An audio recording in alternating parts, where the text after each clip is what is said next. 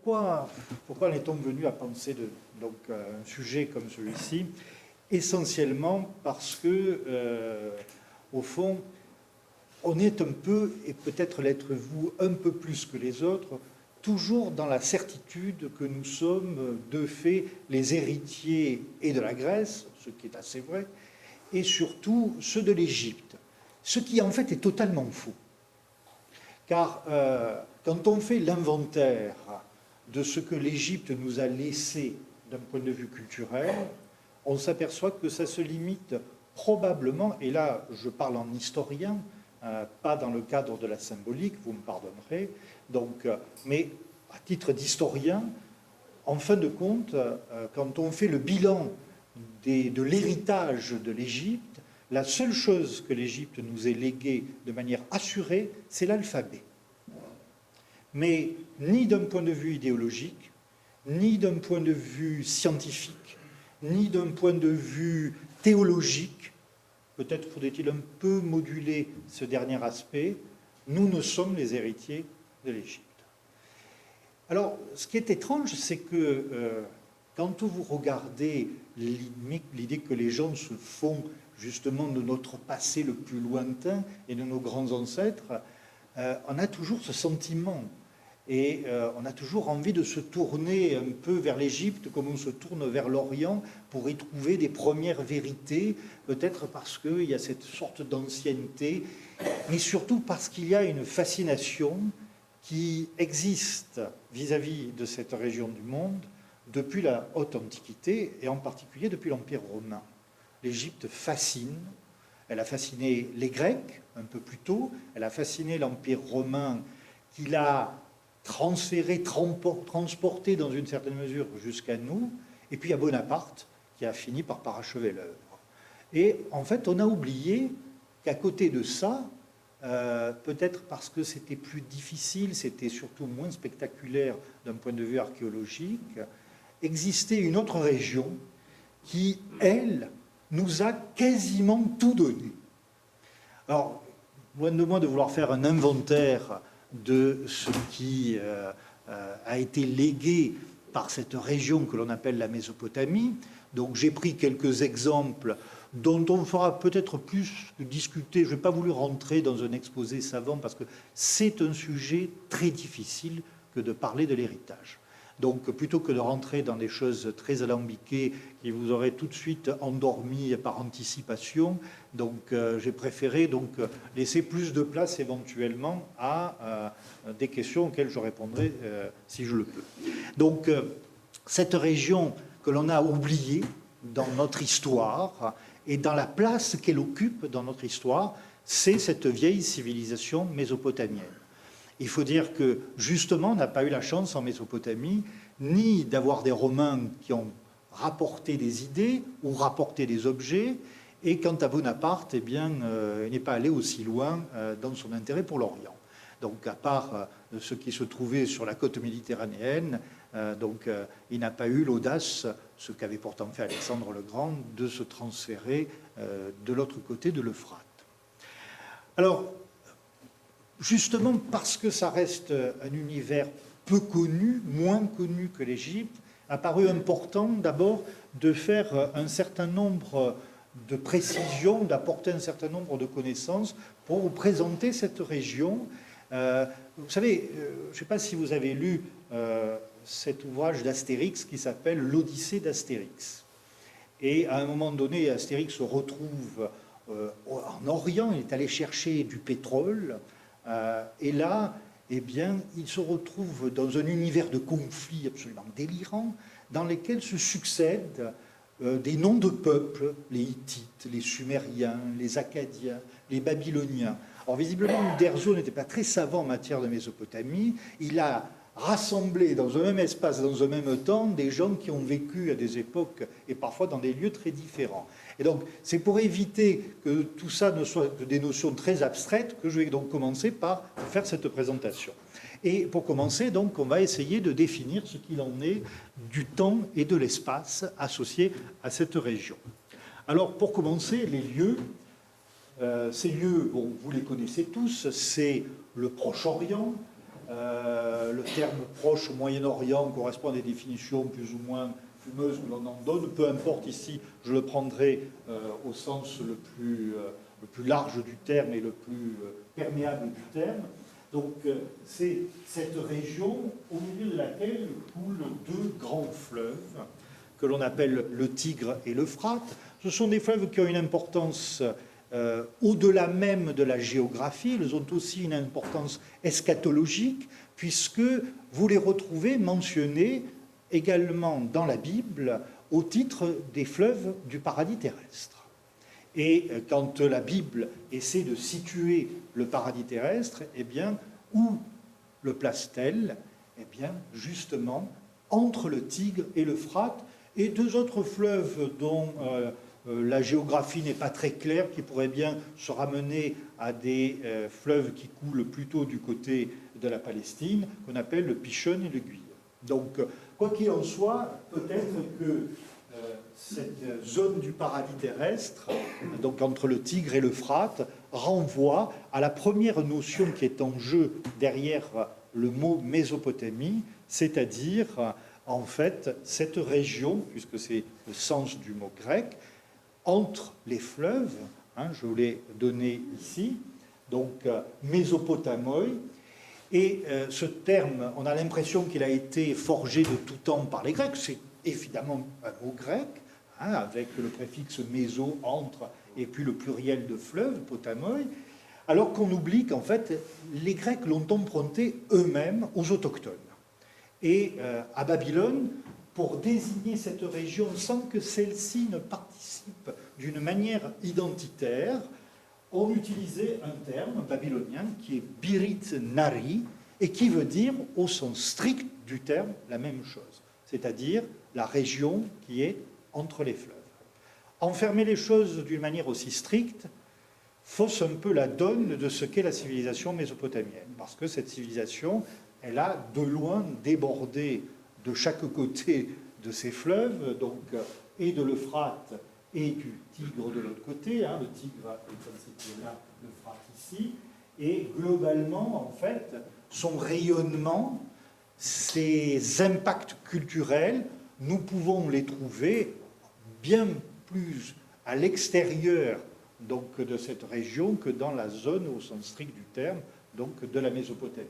Et c'est la raison pour laquelle vous allez trouver également des influences sur le couloir levantin ici.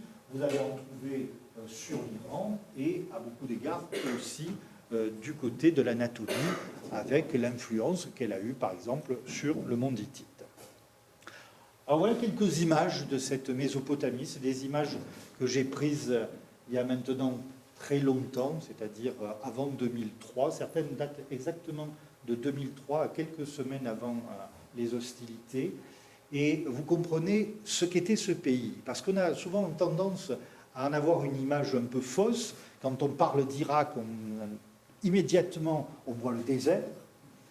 Alors que c'est probablement, et ça l'était encore plus dans l'Antiquité, une zone de luxuriance au niveau de la végétation qui était incroyable et dont vous avez un témoignage ici. En fait, cette bande entre le Tigre et l'Euphrate, il faut l'imaginer complètement morcelée par des canaux, donc partagée par des canaux. C'était par les canaux que l'on rejoignait tel point à un autre et pas par la voie terrestre. Donc la place de l'eau, la place des fleuves est tout à fait fondamentale. Et dès lors que vous avez, avec la chaleur qu'il y fait et les alluvions qui sont portées par ces grands fleuves de l'eau, eh bien ça donne une luxuriance qui peut évoquer, ou qui a pu évoquer, pour les rédacteurs de la Bible, donc celle du paradis terrestre. Alors de cette Mésopotamie, il y a quelques noms qui surnagent. Évidemment, il y a celui de Babylone, qui est attaché à beaucoup d'événements, qui est attaché au texte de la Bible d'une manière très étroite, mais il en existe d'autres, soit qui appartiennent à votre culture personnelle, soit qui relèvent plus ou moins, là aussi, de ses relations avec la Bible. C'est Ninive, par exemple, donc, qui a été la grande capitale, enfin une des capitales, la dernière capitale des Assyriens, hein, c'est la capitale d'Assurbanipal, c'est la capitale de Salmanasar, de tous ces rois qui, à un moment donné, sont allés justement essayer de gérer ou de mener une politique extérieure qu'ils ont portée donc jusqu'en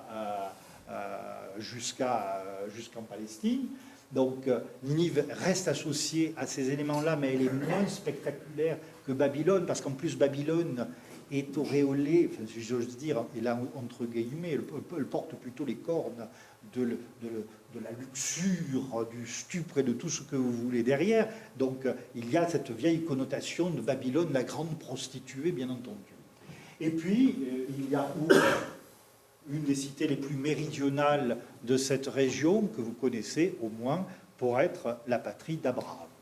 Donc à côté de ça, il y a des lieux que j'ai indiqués ici parce qu'ils appartiennent peut-être un peu plus à une culture de spécialisation. C'est le cas de Uruk, qui est le lieu où on a inventé l'État, où l'on a inventé l'écriture, où beaucoup de premières fois de notre histoire ont eu lieu. C'est par ailleurs, j'aurais pu la mettre d'ailleurs dans la liste des inventions, vous verrez qu'on pourra reparler de tout ça. Donc là que s'invente la cité. Donc c'est la première grande cité de notre histoire, au 4e millénaire, quelque chose que 80 000 habitants. Donc c'est la seule et plus grande cité du monde à cette époque-là. Donc vous voyez qu'on a déjà occulté un petit peu son nom. Et puis il y a des lieux comme Lagash, qui a fait l'objet de fouilles par les Français à la fin du XIXe siècle et qui a livré pratiquement tout ce que vous connaissez du monde sumérien entreposé au musée du Louvre, ou Nippur, qui, elle, a été la grande capitale religieuse des Sumériens. Alors, ce paysage, c'est un paysage qui n'est celui que vous avez vu, donc avant que n'apparaisse ceci, c'est un paysage qui n'est pas exactement celui de l'Antiquité.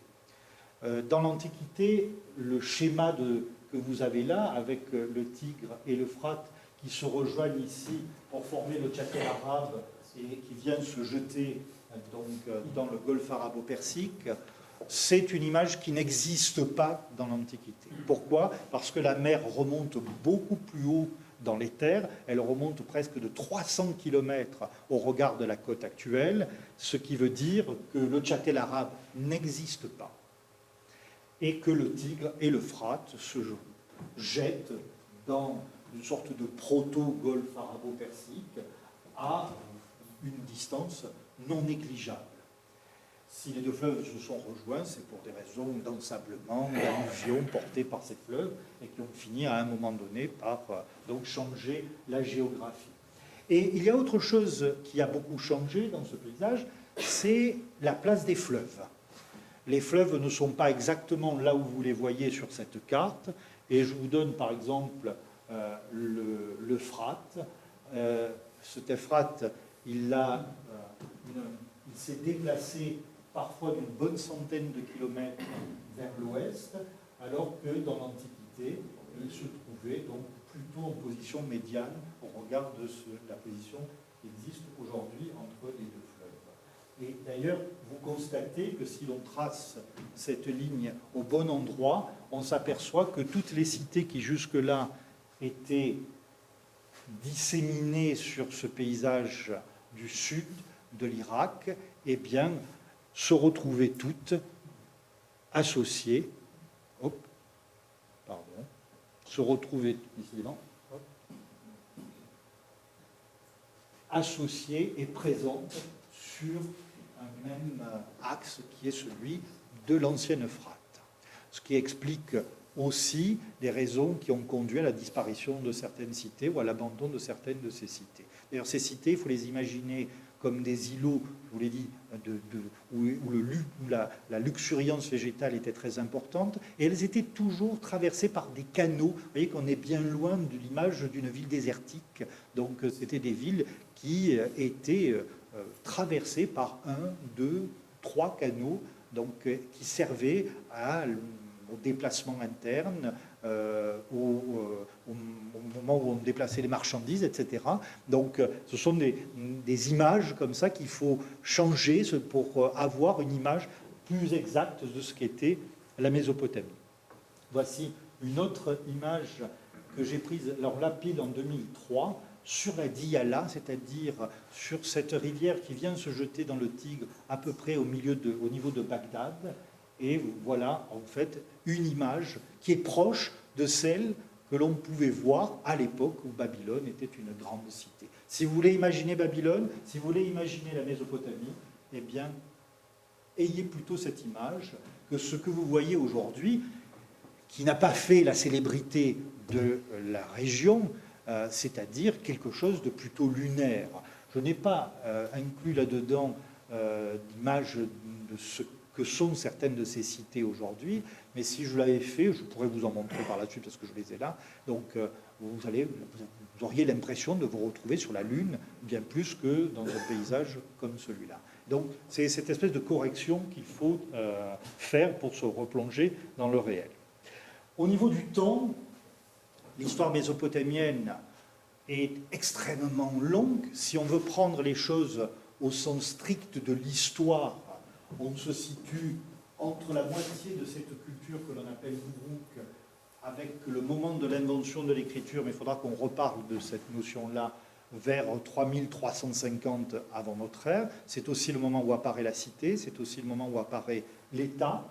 Puis se succède une période que l'on appelle le dynastique archaïque, où on a l'âge d'or des Sumériens, puis le moment où les Sémites prennent le pas d'un point de vue politique et fondent un premier empire local qu'on appelle la période akkadienne. Nous sommes au milieu du 3e millénaire, puis la période Bouti, la période d'Ur III, la période d'Issinarsa, etc., etc., jusqu'à, par exemple, une date comme celle-ci, ou une période comme celle-ci, qui est la période dite paléo-babylonienne, qui voit l'apparition d'un petit lieu jusque-là insignifiant, qui n'était pas appelé à autre chose qu'être un lieu de campement de nomades que l'on appelle les Amorites, et qui va devenir la Grande Babylone. Donc Babylone apparaît à tous les sens du terme. Il n'y a rien avant ça, ou très très peu de choses, autour du XVIIIe siècle avant notre ère. Elle ne quittera plus le devant de la scène politique de la Mésopotamie, sauf à la période néo-assyrienne, où l'on va avoir plutôt en fait un moment où les Assyriens vont dominer. Pour reprendre à nouveau donc, le devant de la politique à la période néo-babylonienne. Et cette période néo-babylonienne, c'est la période de Nabuchodonosor II, avec l'histoire justement de la déportation des Juifs à Babylone. Donc voilà pour le temps. Vous constatez que c'est une énorme histoire, et cette histoire de pratiquement 4000 ans au-delà de notre ère, c'est une histoire dans laquelle on a du temps pour faire des inventions. Alors vous allez me dire, jusque-là, l'Égypte a le même temps et a les mêmes avantages que la Mésopotamie. Sauf qu'on verra, en particulier au niveau de l'écriture, qu'il y a peut-être un impact qui a été donné par le monde mésopotamien pour faire démarrer le monde égyptien. Ça, c'est une discussion que nous avons entre spécialistes, et souvent entre spécialistes qui veulent tirer la couverture à eux. Ce qu'il ne faut jamais perdre de vue, d'un point de vue de cette culture, qui est celle de la civilisation mésopotamienne, c'est qu'elle forme une culture uniforme, avec les mêmes spécificités au niveau du panthéon, les mêmes spécificités au niveau de l'organisation politique, les mêmes spécificités dans l'organisation sociale de manière générale, à ceci près que dans la rue, eh bien, on parlait deux langues. Deux langues aussi différentes que peut l'être le français du chinois. L'une qui est une langue sémitique, que l'on appelle l'akkadien, avec deux K. Avec un seul C, ça renvoie au Canada. Avec deux C, ça renvoie à une ancienne écriture de l'akkadien. Donc aujourd'hui, l'orthographe qui s'est imposée, c'est celle avec deux K. Donc cet akkadien, c'est une langue sémitique, elle est donc apparentée à l'hébreu, à l'arabe, à l'éthiopien, au phénicien, enfin à tout cet ensemble de la famille des langues sémitiques. Et l'autre, c'est une langue qui a un statut un peu plus étrange, donc que l'on appelle le sumérien. C'est une langue qui a un statut particulier, à savoir que d'une part, c'est la plus ancienne langue écrite de l'histoire de l'humanité, ce qui ne veut pas dire que ce soit la plus ancienne langue de l'humanité, On a même des traces ici d'une langue plus ancienne, antérieure au sumérien. Mais au niveau de l'écrit, c'est le sumérien qui triomphe, et cela au-delà de l'égyptien. Donc, et ce sumérien, au-delà de ce statut dans le temps, a un autre statut qu'il partage avec d'autres langues, qui est celui d'un isolat linguistique, c'est-à-dire qu'il ne forme pas de famille avec d'autres langues. Donc il est isolé, un peu comme le basque l'est, au milieu d'autres langues, par exemple les langues latines. Donc le basque, c'est une langue à part, n'a rien à voir avec les langues latines, rien à voir avec les langues indo-européennes, donc qu'on retrouve dans une petite région du monde. Le sumérien fait partie de ces langues qui sont un isolat et qui constituent de ce fait parfois des difficultés quand il s'agit de comprendre, de restituer les points grammaticaux. Quand on n'a pas de profondeur dans le temps, ni d'éléments de comparaison, c'est toujours difficile de pouvoir se faire une idée précise du fonctionnement d'une langue. Donc ces deux grandes langues étaient parlées indifféremment dans cette société mésopotamienne. Malheureusement, alors on a plutôt une dominante de locuteurs sémitiques dans la partie nord de cette deuxième partie de la Mésopotamie, plutôt autour de la Diyala que ici, alors que l'on a plutôt une dominante sumérienne dans le sud.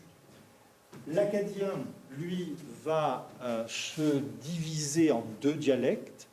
Au nord, l'assyrien, qui sera parlé donc dans cette région-là, et au sud, c'est-à-dire autour de Babylone, le babylonien, donc qui constitue deux dialectes de cette langue qu'on appelle l'akkadien. De manière générale, cette situation ne va pas durer, et à peu près au milieu du deuxième millénaire, les Sumériens vont progressivement disparaître dans le cadre de la société mésopotamienne au profit d'une sémitisation générale de la Mésopotamie. Ça ne veut pas dire pour autant que le sumérien est disparu. En fait, on a continué de l'utiliser, mais un peu comme on a utilisé le grec et le latin, avec un statut particulier, un statut de prestige, un statut théologique, un statut religieux, qui a fait que les deux langues ont perduré, mutatis mutandi, pratiquement jusqu'au 1er siècle de notre ère, puisque les plus récents des documents cunéiformes que nous ayons trouvés sur place sont précisément datés grâce à des observations d'astres de 74 de notre ère. Alors, cela veut dire que l'on continuait, ou des gens continuaient non seulement à utiliser l'écriture qui a servi à transcrire ces deux langues, l'écriture cunéiforme, donc bien au-delà de notre ère, et peut-être même jusqu'au 2e, voire même au 3e siècle de notre ère, un peu comme l'égyptien pharaonique qui a continué d'être utilisé au moins dans les temples jusqu'à l'édit de Théodose, et donc nous sommes au 4e siècle de notre ère. C'est vous dire que c'est parfois dans des choses qui ont une histoire qui dépasse un peu cette charnière symbolique de l'Ancien.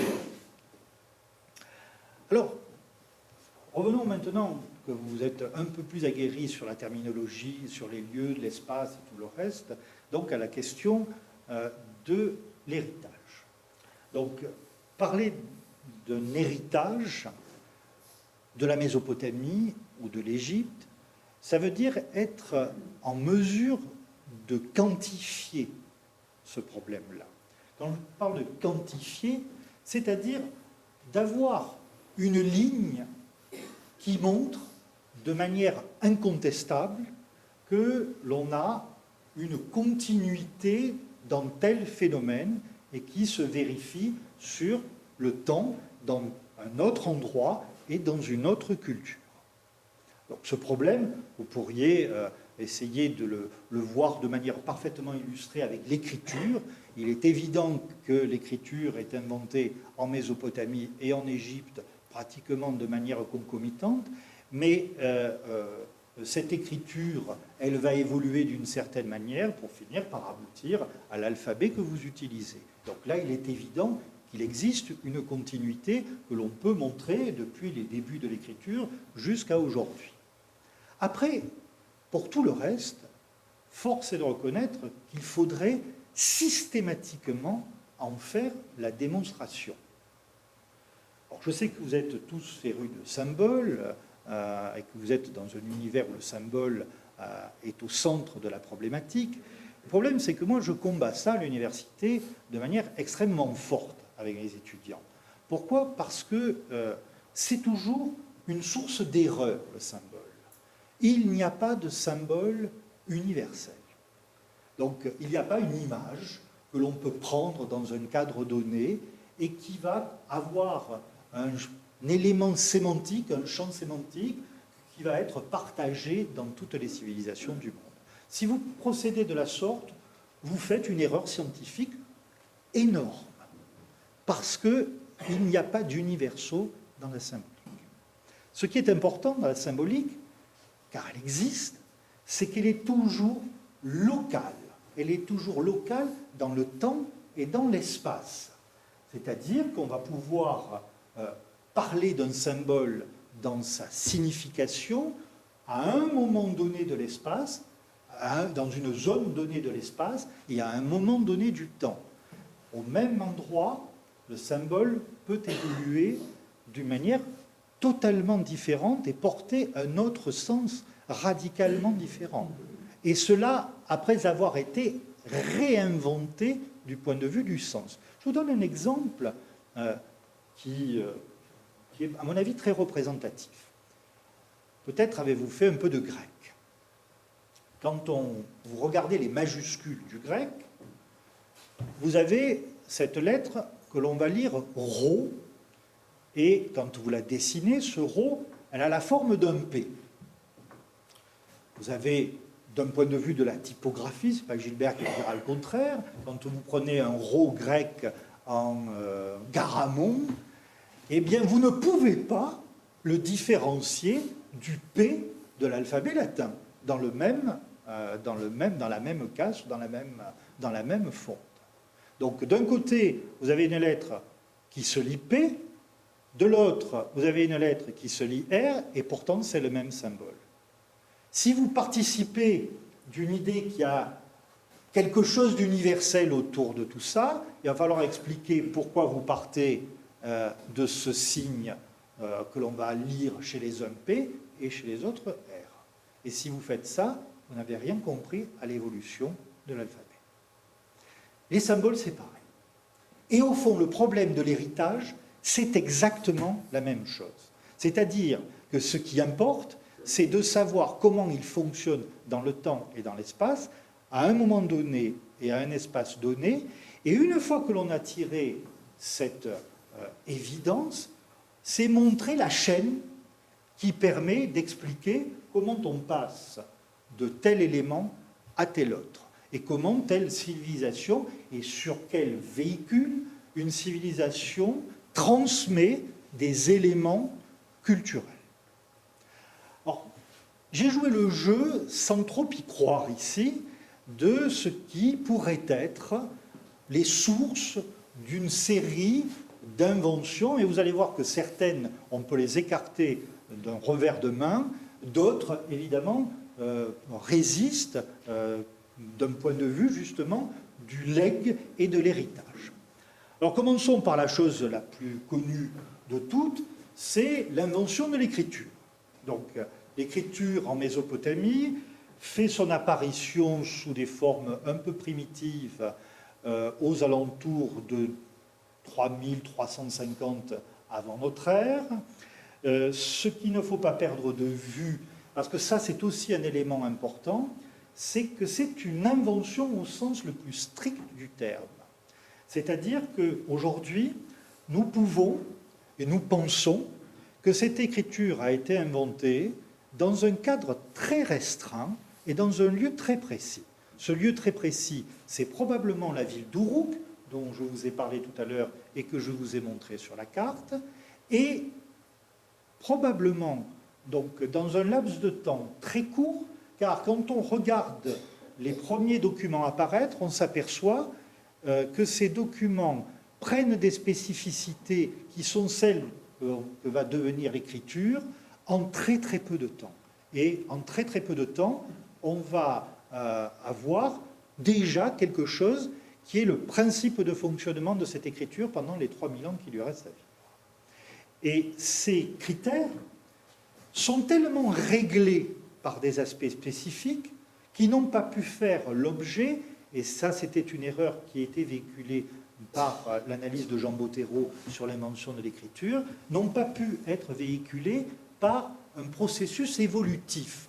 Bottero disait, on passe des pictogrammes aux idéogrammes, des idéogrammes aux phonogrammes. Donc, c'est-à-dire qu'on pensait qu'il y avait une évolution comme ça. Sauf qu'en fait, aujourd'hui, alors là, pour le coup, je peux vous en parler en connaissance de cause, parce que c'est surtout ce sur quoi j'ai travaillé, eh bien, on s'aperçoit que tout est déjà en place dès le départ. En fait, il y a un tout petit groupe d'individus qui s'est mis à penser un nouvel outil adapté à cette nouvelle réalité qu'est la cité, et dans une perspective donnée, c'est la gestion de ces groupes de plus de 80 000 habitants qui constituaient une grande cité comme Uruk. Donc, à partir de là, eh bien, ils vont prendre des décisions, ils vont théoriser le système. Nous avons les preuves d'une théorie de ce système. Par exemple, l'idée que pour noter, si vous prenez le principe de l'idéographie, si vous dessinez un pied, donc un idéogramme, c'est un signe qui s'associe à une idée. Si vous prenez donc le dessin du pied, eh bien, vous allez pouvoir dire, ça veut dire pied, ça veut dire, puisque c'est le dessin de la chose elle-même, ça veut dire marcher, ça veut dire aller, ça veut dire revenir, porter, tout ce que vous voulez, autour du champ sémantique du pied. Sauf qu'étrangement, ça fonctionne pour tout, sauf pour le mot pied. Pour le mot pied, ils ont choisi d'écrire cela par une tête d'animal. Pourquoi donc? On ne sait pas. Mais cela vous montre qu'il y a un choix qui a été fait face à l'évidence d'écrire le mot pied avec un pied. Et si ce choix a été fait, c'est bel et bien parce qu'on a théorisé le système. Si on a théorisé le système, c'est qu'un petit groupe de personnes a piloté cet ensemble. Donc, cette invention, elle s'est faite en très peu de temps, dans un espace donné, peut-être du fait de l'essor de la culture de l'Uruk qui atteint l'Égypte au IVe millénaire, l'idée même de cette écriture, ou l'idée d'écrire la parole sur un support, est passée dans le monde égyptien et a déclenché le processus de l'apparition de l'écriture en Égypte. Et d'ailleurs, à ceci près que, à la différence de la Mésopotamie, nous ne décelons pas d'archéologie de l'écriture en Égypte. L'Égypte donc semble avoir récupéré une idée bien plus qu'un système, et à partir de là, l'a adaptée à ses propres exigences. Alors, cette écriture, elle va évoluer. Vous la voyez ici dans ses formes les plus archaïques, c'est-à-dire celles de la fin du IVe millénaire. Là, il s'agit d'un compte de blé, de céréales. C'est également le cas ici. Vous avez des noms d'administrés auxquels on distribue des céréales. Et puis vous avez le signataire des opérations, des échanges que l'on retrouve ici. Là, les tablettes appartiennent à un même lot. Cette écriture, elle va prendre des formes parfois un peu plus cursives. Quand on évolue, là, nous sommes sur des tablettes du IIIe millénaire, mais plutôt dans sa partie basse. Et puis, elle va évoluer jusqu'à sa forme canonique qui lui a donné son nom, ici, sur un relief qui provient du palais d'Assur-Nazirpal à Nimroud. Vous savez, ce palais qui a été totalement rasé par Daesh. Donc, et vous avez là, en fait, l'écriture cunéiforme. Alors, cette écriture, évidemment, ou l'idée de cette écriture, elle va cheminer. Je vous ai montré qu'elle pouvait, mais les preuves ne sont pas assurées, elle pouvait avoir atteint l'Égypte, mais là aussi, il faudrait le prouver et il faudrait le montrer. Ça n'est pas improbable, mais ça n'est pas non plus assuré. Donc, car on peut penser, et c'est un leitmotiv qui reviendra dans mon propos, eh bien on peut penser que les Égyptiens ont eu le même génie que les Mésopotamiens et qu'ils aient inventé, indépendamment des autres, l'écriture pour répondre à d'autres exigences La Chine a fait le même exemple, on vous donne le même exemple, sauf que la Chine, contrairement à ce que disaient les Chinois, qui vivent dans une vision mythique de leur histoire, l'apparition de l'écriture en Chine, c'est 1600 avant notre ère, c'est-à-dire au moins 1500 ans après l'apparition de l'écriture en Mésopotamie, bien que les Chinois fassent remonter cette invention à moins de 3000, mais ça n'est que du mythe, c'est un mythe historique, et il n'y a aucune attestation de l'écriture pour des périodes aussi anciennes. Cette écriture de l'Égypte pourrait très bien donc avoir évolué vers l'alphabet, et l'alphabet arriver jusqu'à nous. Et de ce point de vue,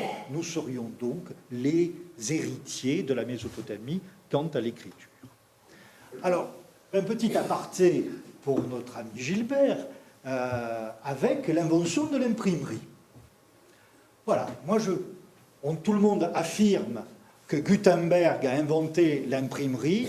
Voilà l'exemple contraire. Qu'est-ce que c'est que cet objet? C'est un tampon.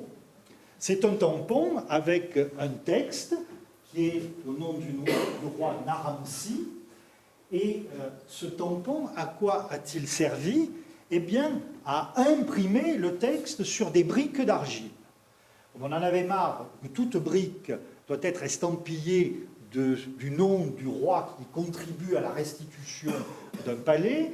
Eh bien, comme on en avait marre d'employer les scribes à copier le même texte ad nauseam, qu'est-ce qu'on a fait? On a inventé un instrument répétitif, l'imprimerie, et on a appliqué ce tampon sur les briques pour en constituer des milliers, pour ne pas dire des millions d'exemplaires.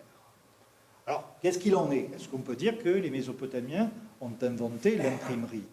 Voilà l'exemple tout à fait contraire donc, à l'idée d'un legs de la Mésopotamie. Car s'il y a un principe, il va loin ce principe, puisqu'on écrit à l'envers. Donc compris que si on voulait garder le sens et que l'on imprimait en négatif, nécessairement il fallait écrire dans l'autre sens. Donc cet objet vous montre que tous les principes qui vont être en jeu dans l'imprimerie plus tard sous Gutenberg existent en Mésopotamie, mais clac, il y a une rupture entre un texte comme celui-ci qui date des alentours de 2100 avant notre ère et évidemment la réinvention indépendante, sans aucun lien avec le reste, de l'imprimerie par Gutenberg. On ne peut pas comprendre la Mésopotamie si on ne comprend pas les modalités heuristiques de cette civilisation. Alors, pardon de ce barbarisme un peu pédant, mais qu'est-ce que ça veut dire? Ça veut dire, qu'est-ce qui fait que ces gens-là inventent? Qu'est-ce que c'est qui a été la dynamique de l'invention, au sens large du terme, en Mésopotamie? Eh bien, c'est, j'allais dire, une mauvaise habitude. Les Mésopotamiens, et ça depuis la fin du 4e millénaire, depuis que nous avons des textes, en gros, donc vers 3330, 3350 avant notre ère, ont pris l'habitude de tout lister. Ils font des listes. Ils font des listes de tout. Alors ça sert à tout, ces listes. Ça sert évidemment pour les signes, on fait des listes de signes.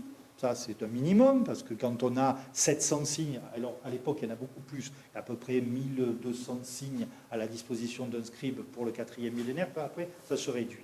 Donc, il faut, votre mémoire n'est pas capable de les appréhender tous, donc nécessairement, il faut les mettre sur des sortes de corpus.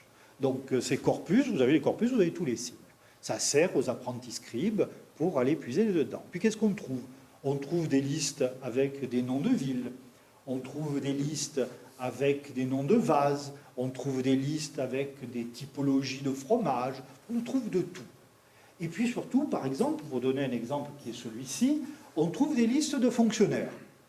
Ces listes de fonctionnaires, vous avez vu tout à l'heure, je vous ai montré une tablette, je vous ai dit, il y a des gens en fait qui sont des administrés, eh bien, ces noms, nous les retrouvons dans la liste en question. Donc, ce qui est important, c'est que ces listes sont arrangées suivant des principes bien particuliers, qui étaient pour eux une façon de penser le monde. Le monde s'organise, ils le pensent avec un ordre particulier. Ici, l'ordre est simple, c'est la hiérarchie de l'administration, avec le personnage principal qui est tout ici, puis comme ça fonctionne comme ça, plus vous avancez dans ce sens-là, et plus vous baissez dans les colonnes, moins vous êtes face à des gens importants. Donc, c'est une façon de vous donner une compréhension du monde. Or, ce type de choses, ils l'ont fait pour tout. Y compris, par exemple, pour les mathématiques. Et cela vous montre bien ce que la liste va permettre et pourquoi les Mésopotamiens vont très tôt se retrouver dotés d'un instrument extrêmement performant pour procéder à des calculs extrêmement sophistiqués. Imaginez que vous fassiez une liste avec d'un côté un nombre et de l'autre son carré. Vous multipliez le nombre par lui-même. D'accord ? Et vous le faites sur 3 ou 4 colonnes.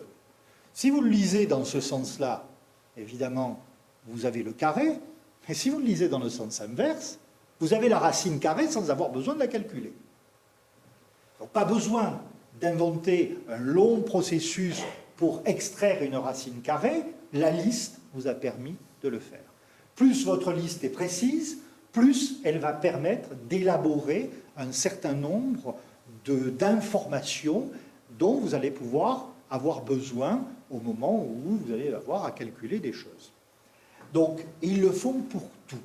Ils inventent la table de multiplication, mais là aussi, ça ne veut pas dire qu'il y ait un lien entre nos tables de multiplication et les autres, ça veut dire que le procédé est le même.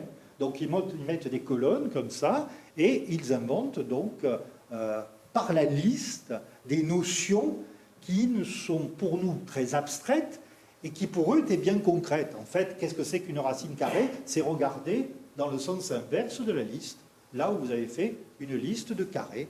Donc, c'est aussi simple que ça.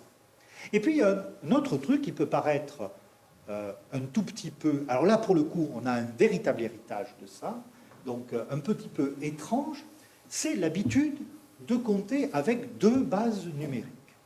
Ces 2 bases numériques sont la base 10, c'est-à-dire que j'ai 9 unités, puis j'ai un 0, je passe à l'unité supérieure, 1, 2, 3, 4, 5, 6, 7, 8, 9. Vous vous rappelez quand vous faisiez ça à l'école, on faisait mettre des colonnes, vous avez la colonne des unités, la colonne des dizaines, la colonne des centaines, etc. Donc à partir de 9, vous passez sur le rang qui se trouve de l'autre côté. À partir de là, eh bien, donc, vous pouvez compter en base 10. Mais ces gens-là ont développé une autre base, qui peut nous sembler extrêmement étrange et surtout très peu pratique, c'est la base 60. C'est-à-dire qu'il y a 59 unités et le 0 est juste après, il est à 60. Pourquoi ce truc-là? Eh bien parce que la base 10, quand vous voulez diviser des nombres, pose des problèmes. Ça fait des résultats qui ne sont pas entiers. Donc vous prenez, je ne sais pas, 3, vous prenez, quand vous divisez 3, vous avez quelque chose qui est un nombre fractionnel. Donc, ça leur posait problème. Le problème, c'est que si vous comptez en base 60, vous enlevez une part non négligeable de ce problème, puisque en base 60, vous vous retrouvez avec une division à chiffre entier à 3, à 6, à 9, donc à tout ce qui pose des fractions de l'autre côté de la base 10. Donc, ce jeu entre ces 2 bases numériques va contribuer très fortement à développer les mathématiques.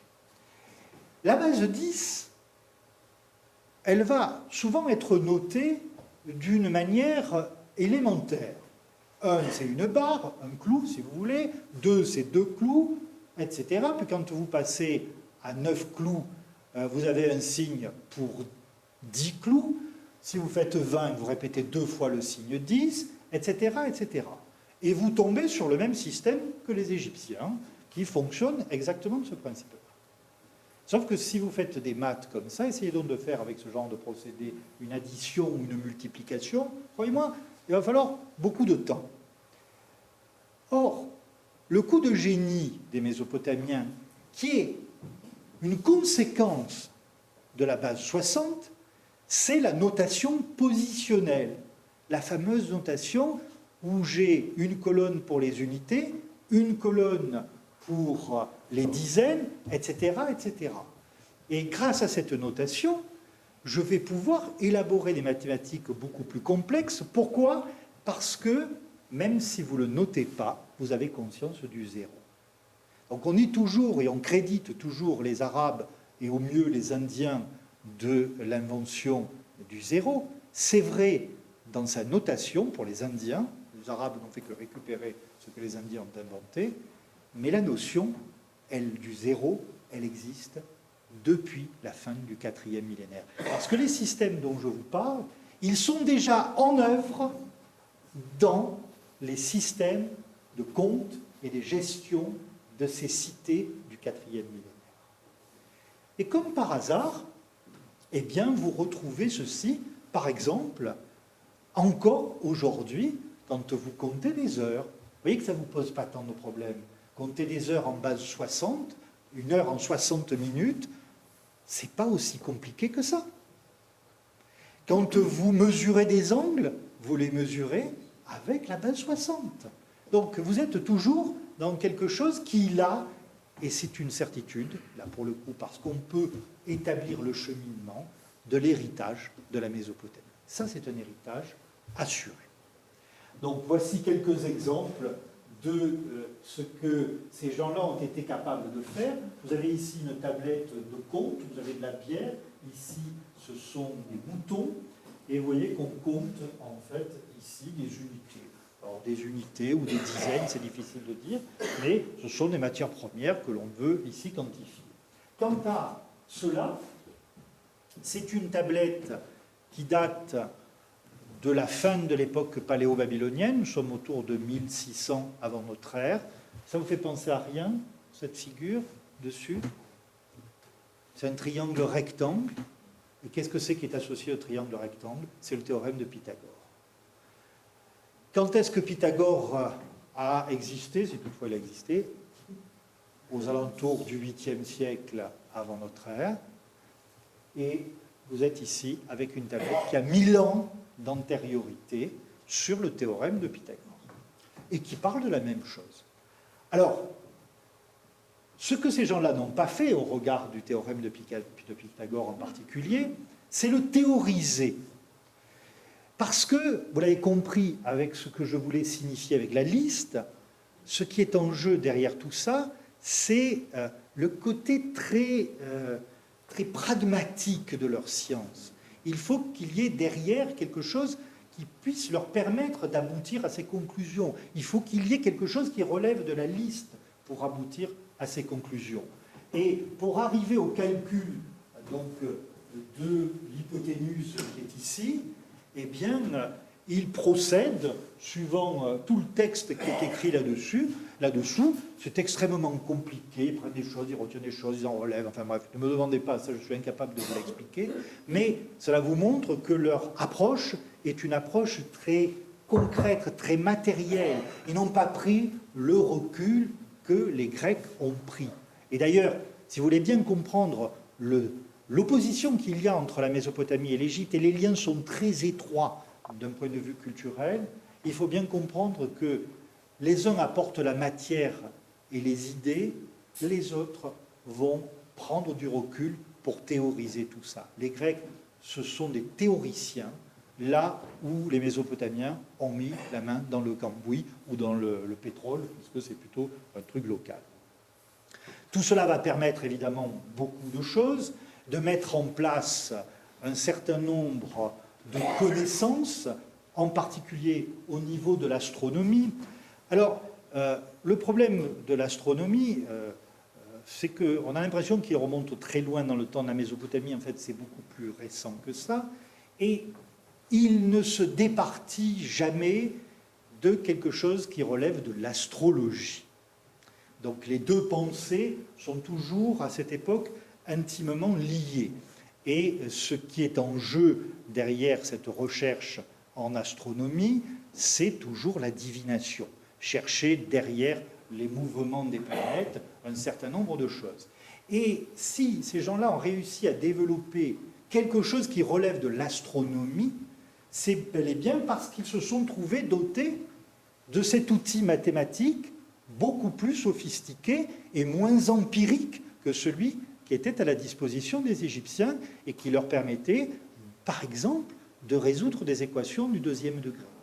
Donc, grâce à tout cela, on pouvait poser des hypothèses et, à travers ces hypothèses, envisager des choses pour l'avenir, et particulièrement en matière d'astronomie. L'autre point avec lequel on trouve des liens avec la Mésopotamie, c'est le monde des mythes, au sens le plus large du terme. Bien que cela n'en soit pas vraiment un, au sens de la définition du mythe, celui que vous connaissez le mieux, c'est le déluge. Donc cette civilisation est porteuse d'un événement qui est le déluge. Cette histoire du déluge, qui n'a rien d'historique, je vous le dis tout de suite, donc s'inscrit dans une vision de l'histoire de l'homme et de l'invention de l'homme, de la création de l'homme. À un moment donné, il faudrait longuement raconter cette histoire, donc les dieux ont pour nécessité de créer un substitut qui va leur permettre de se substituer au travail qu'ils accomplissaient jusque-là, et ce substitut, c'est l'homme. Le problème, c'est qu'ils ont oublié à un moment donné de juguler l'humanité, qui prend une telle ampleur que ça finit par déranger les dieux, et à partir de là, ils décident de mettre fin à l'humanité.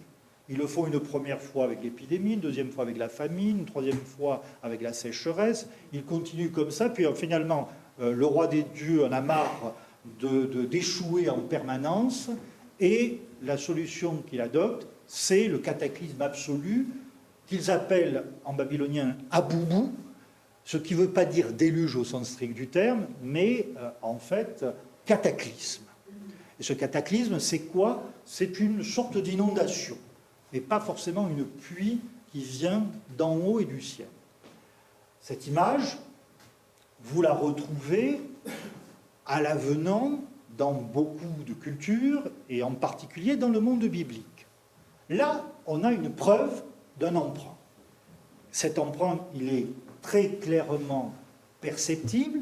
Il apparaît sous cette forme-là, dans cette strate de la rédaction de la Bible qu'on appelle la rédaction sacerdotale de la Bible. Donc, et cette rédaction sacerdotale s'est faite aux alentours de l'exil à Babylone. Qu'est-ce qui se passe? Vous avez une population sans histoire qui arrive au milieu d'une civilisation qui peut produire une histoire plurimillénaire. Comment est-ce possible?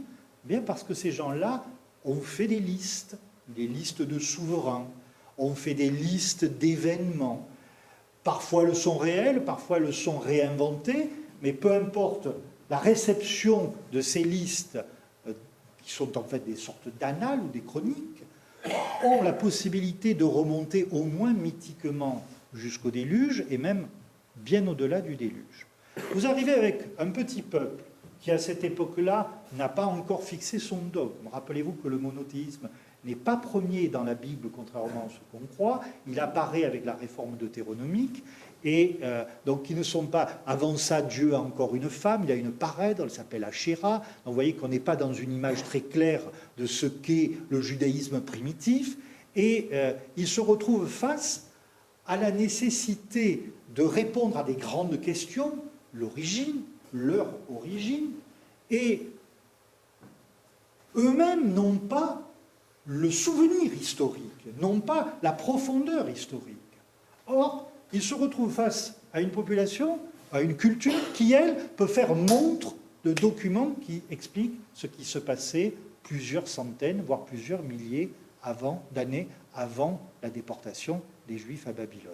Qu'est-ce qui se passe? Il se passe qu'ils se disent, mais en fait, puisqu'ils ont les traces de ces trucs-là, c'est que c'est la vérité. Si c'est la vérité, nous devons la comprendre. Mais nous devons la comprendre avec nos éléments, notre base. Et ces éléments et cette base, c'est celle de ce monothéisme qui se met en place. On abandonne donc tout ce qui est connotation religieuse mésopotamienne pour l'adapter à un discours qui est le discours biblique. Et le déluge comme beaucoup d'autres éléments empruntés à la Mésopotamie, font leur apparition dans cette époque-là, à cette époque-là, et dans ce contexte parfaitement quantifiable. Là, nous sommes face à un legs. Et l'on oublie, au-delà de tout ça, que l'impact biblique va contribuer de près ou de loin à généraliser la vision du mythe. Ça ne veut pas dire que l'on n'ait pas décidé d'inventer quelque chose de commun dans d'autres cultures. D'autres cultures ont fait appel à un événement déluge. Mais pourquoi a-t-on choisi ce modèle de destruction dans le monde mésopotamien? Pour une raison simple, c'est que pour eux, l'image de la destruction cataclysmique, c'est l'inondation. Vous n'imaginez pas ce que ça veut dire l'eau au Proche-Orient. Je vous l'ai montré parce qu'on oublie que le grand problème de toutes ces civilisations, de la civilisation mésopotamienne, c'est la gestion de l'eau. C'est d'autant plus important lorsque vous bâtissez l'ensemble de vos structures avec de la brique crue. Croyez-moi, si vous ne... Et ça, nous avons fait des études bien concrètes sur ce truc-là, en particulier avec les laboratoires de Grenoble, donc qui s'occupent de l'architecture de terre crue, eh bien, on sait que si vous laissez stagner de l'eau au pied d'un mur en brique crue, il a une durée de vie de moins d'une semaine. Donc, au bout d'une semaine, il tombe, et donc vous vous retrouvez avec une maison détruite. Donc, croyez-moi, gérer l'eau, c'est tout leur problème. Et c'est toute leur angoisse. Imaginez, quand vous pensez ce qu'un petit ruisseau est capable de faire comme destruction quand vous avez des inondations chez nous, imaginez donc ce que cela peut être à l'échelle d'un fleuve comme le Tigre ou l'Euphrate. Donc, et cela arrivait annuellement. Quand les fontes d'Anatolie amenaient des masses d'eau considérables aux sources de l'Euphrate ou du Tigre, eh bien, cela faisait déverser sur la Mésopotamie des tonnes et des tonnes d'eau qu'il fallait savoir gérer. Et quand on voulait se représenter ce qu'était qu'un cataclysme, c'est l'image la plus spontanée qu'on est allé choisir. Sauf que la même image, d'autres peuples peuvent la récupérer ou peuvent y aboutir pour les mêmes raisons, sans qu'il y ait derrière l'idée d'une continuité et d'un lien entre un éventuel ou un hypothétique mythe universel du déluge. Et je pourrais faire cette démonstration également avec d'autres domaines, en particulier celui de la mort. Quand les Mésopotamiens nous parlent de la mort, eh bien, ils nous la décrivent comme une sorte, le lieu où vont se trouver les morts est en fait une sorte de grotte à laquelle on accède toujours de la même manière. Alors, il faut savoir que ces gens-là pensent le monde d'une manière un peu particulière. La croûte terrestre flotte sur une nappe d'eau douce. Ils en ont la preuve parce que quand on creuse dans la terre, eh bien, au-dessous, on trouve de l'eau douce. Donc, la terre, elle flotte sur l'eau douce. Donc, il y a l'idée que l'on est immédiatement au-dessous, en contact avec de l'eau douce, comme une sorte d'océan. Et ils pensent qu'au-dessous, un peu comme on imaginerait les choses de manière horizontale, alors que nous le pensons verticalement, ils pensent que lorsque vous avez passé cette nappe d'eau douce, il y a un autre territoire qui apparaît, c'est celui des morts. On vous enterre, au sens strict du terme, c'est-à-dire qu'on vous met dans le sol. La tombe est en quelque sorte la première marche qui vous met en contact avec cette nappe d'eau douce. Si vous voulez aller dans le monde des morts, qu'est-ce qu'il faut faire? Il faut traverser ce bras d'eau. Alors encore une fois, nous le pensons dans la verticalité, eux le pensent dans l'horizontalité. Mais c'est pareil. C'est-à-dire que pour eux, ce que nous faisons en plongeant, eux le font en traversant. Et si je veux aller dans les enfers, il me faut bien passer un bras d'eau. Et pour cela, il faut un bateau, il faut un autonnier, et vous y retrouvez le schéma de ce que vous retrouvez dans la Grèce antique, avec Charon et le reste, donc, des traditions infernales. Et d'ailleurs, lorsque vous regardez la façon que l'on a de décrire les enfers en Mésopotamie, eh bien vous retrouvez exactement dans la façon de décrire les enfers, dans l'Iliade, dans l'Odyssée en particulier, quand Ulysse va voir ses compagnons et il trouve sa mère dans les enfers grâce à la vision que lui octroie Circé, eh bien, il est dans un schéma de représentation des enfers qui est le même que celui de la Mésopotamie. Qu'est-ce à dire? Est-ce que cela signifie qu'ils ont emprunté l'image de la Mésopotamie? J'en suis, moi, persuadé. J'en ai discuté il y a fort longtemps de ça à table le jour avec Jean-Pierre Vernant et mon maître Jean Bottero. Et Jean-Pierre Vernant n'était pas tout à fait d'accord avec cette idée parce que lui aussi me disait « tu n'es pas à l'abri d'une récupération identique de même schéma. Donc tu ne peux pas le prouver. Tu peux construire tout ce que tu veux tant que tu n'arriveras pas à comprendre le lien qui existe pour faire passer un schéma dans une autre culture, ça reste une conjecture. Ce qui n'est pas une conjecture, toujours dans l'ordre du mythe, c'est la façon dont ils ont pensé la naissance des dieux et l'organisation des dieux. Vous connaissez tous le texte d'Hésiode qu'on appelle la Théogonie, qui raconte comment les dieux grecs ont été créés. Eh bien, là, nous avons l'image réelle d'un héritage mésopotamien. Nous savons, par la structure même du texte de la Théogonie d'Hésiode, mais d'un certain nombre de détails, qu'Hésiode avait sous les yeux le texte de l'épopée babylonienne de la création, que nous appelons l'Enuma Elish, du nom des premiers mots de ce texte. Et nous savons comment l'a-t-il eu sous les yeux, dans quelle langue l'a-t-il eu sous les yeux. Évidemment, ça, nous ne pouvons pas le savoir. Mais la structure même du texte nous montre qu'il a ce texte sous les yeux, parce que ce sont les mêmes structures. Quand on veut comparer des choses, que ce soit des symboles ou des mythes, il faut aller à la structure du récit pour pouvoir le comprendre. Et là, vous avez éventuellement la possibilité d'arriver à des conclusions qui sont fondées. Je pourrais commencer à continuer quelques autres exemples de ces inventions, de ces premières fois. En voici une qui est à peu près assurée, celle de l'invention de la carte. Donc, les plus anciennes cartes de notre histoire apparaissent en Mésopotamie. Je ne vous ai pas montré la plus ancienne parce qu'elle est vraiment très fragmentaire et pas très spectaculaire à montrer. Enfin, celle-ci, on leur pesant dedans. Et donc, celle-ci est un plan de la ville de Nippur, la fameuse grande capitale religieuse des Sumériens. Quant à celle-ci, c'est l'image de la carte du monde telle que les Babyloniens la voyaient. Vous avez le monde, ce cercle, vous avez la mer qui l'entoure, vous avez l'Euphrate qui est ici, Babylone, qui est indiquée à ce niveau-là, puis vous avez des cités qui sont nommées à cet endroit-là. Comment on en est venu à penser cet univers? Toujours grâce aux listes. Parce qu'au départ, ils ont listé, ce ne sont que des listes de noms de cités, ils ont listé des cités. Puis, on voit apparaître dans la symbolique, à un moment donné, quelque chose qui relève de l'espace.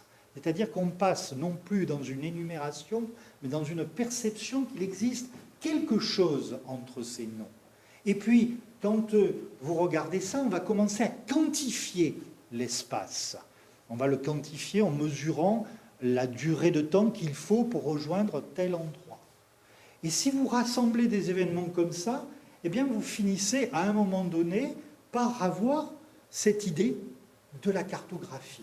Et on va voir apparaître des cartes, ou des itinéraires, ou des extraits de cartes. On n'a jamais quelque chose de plus vaste que ça, enfin, à part celle-ci qui représente le monde, mais là on est presque déjà dans le mythe et pas dans la réalité, tandis que ça c'est la réalité. Je peux vous dire, je montre souvent à mes étudiants, on peut calquer le plan archéologique de la cité de Nippur sur ce plan-là. Il est donc fait à l'échelle, il respecte l'échelle, il est donc fait avec une exactitude des positionnements qui sont ceux que nous pouvons établir nous avec les modes modernes. Alors cette idée de la cartographie, ça c'est une idée qui peut passer et qu'on peut comprendre, voire cheminer dans l'espace et dans le temps. Alors pardon, c'est mal cadré, mais vous avez une autre invention que nous devons à la Mésopotamie et qui est un legs réel pour le coup, c'est le droit. Donc, et c'est surtout l'élaboration des codes de loi. Ce que vous avez là, c'est le célèbre code de Hammurabi, mais là aussi, il faudrait s'entendre un petit peu sur ce qu'est le droit à cette époque-là. Donc, ce n'est pas une sorte d'anticipation du code Napoléon, entendons-nous bien. Pourquoi? Parce que ce qui est en jeu là-dedans, ce n'est pas une vision exhaustive des problèmes. En fait, c'est une liste d'édits ou de jugements prononcés par le roi ou au nom du roi pour répondre à des cas particuliers qui ont été classés suivant des types donnés et que l'on a rédigés d'une manière abstraite, exactement comme on rédigerait des problèmes de maths, comme on rédigerait des problèmes de médecine ou comme on rédigerait de la divination avec un procédé qu'on appelle le procédé casuistique, c'est-à-dire des cas où l'on met si telle chose et telle chose et telle chose, alors telle autre chose. Une sorte d'ancêtre du syllogisme. Donc, bien, le droit est exactement rédigé de cette manière-là. Si un notable tue un autre notable, alors il sera tué. Pour reprendre quelque chose que vous connaissez, ou que vous connaissez encore mieux, si un notable crève l'œil d'un notable, on lui crèvera un œil. Si il crève une dent, c'est œil pour œil, dent pour dent, os pour os. Donc, que l'on retrouve littéralement, c'est l'article 183 du Code de Hammurabi, où il est question de l'œil pour l'œil. Donc, vous voyez, on est là dans quelque chose qui va donner l'idée de rassembler un concept qui est celui du droit, et même avec des choses très précises. Le texte commence par un prologue, il s'achève par un épilogue, et dans l'épilogue, le texte dit ce texte a été placé dans le temple de manière à ce que quelqu'un qui ne connaît pas le droit puisse se faire lire, donc par quelqu'un qui sait lire, son cas et trouver la justice grâce au fait que je sois justement un roi de justice. Donc voici par exemple un détail de ce code de Hammurabi. Et j'achève avec une dernière chose. Ça permet de corriger, en fait, bien plus qu'une conférence sur le legs de la Mésopotamie, c'est plutôt une conférence sur les inventions de la Mésopotamie à laquelle je veux plutôt vous orienter, vers laquelle je veux plutôt vous orienter. Parce que, qu'est-ce que sont ces documents? Ce sont des cônes qui datent des alentours de 2400 avant notre ère, que l'on appelle les cônes de Uru-Inimgina. C'est un roi sumérien de Lagash. Et dans ce texte, on retrouve quoi? On retrouve le souci de comprendre une guerre qui a opposé la ville de Lagash avec une cité voisine qui s'appelle Umma, qui était donc à quelques centaines de kilomètres de là, et qui se sont disputés un territoire en estimant chacune que le territoire leur appartenait. Bon, c'est un gros territoire, hein, mais cet événement qui a duré un peu plus d'un siècle a fini par perdre du sens pour les individus. C'est-à-dire qu'un siècle après, on ne savait pas très bien pourquoi on allait taper sur le voisin d'à côté. Et qu'est-ce que ces gens-là ont fait? Ils ont cherché à recomposer, à comprendre ce qui s'était passé dans le temps. C'est-à-dire, qu'est-ce qu'ils ont fait? Eh bien, ils ont fait une recherche historique.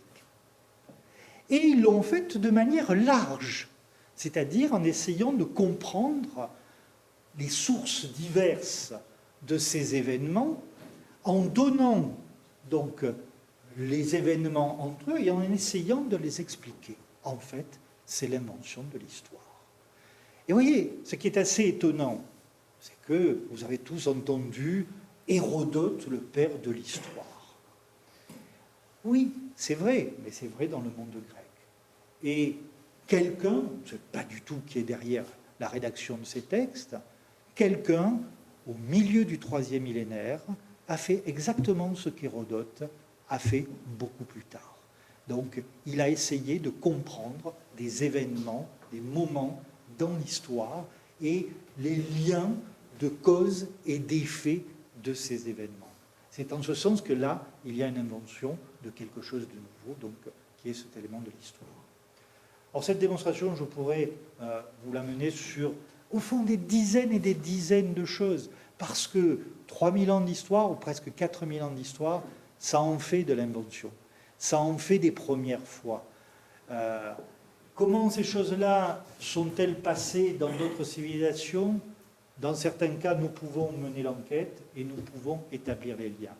Dans la grande majorité des cas, ça reste impossible. Et de ce fait, parler d'un legs de la Mésopotamie, c'est une sorte, je vais dire, d'espoir qu'on peut essayer de chercher à comprendre, mais c'est un point auquel on n'accédera jamais en l'état, en tout cas, de nos connaissances. Voilà, je vous remercie.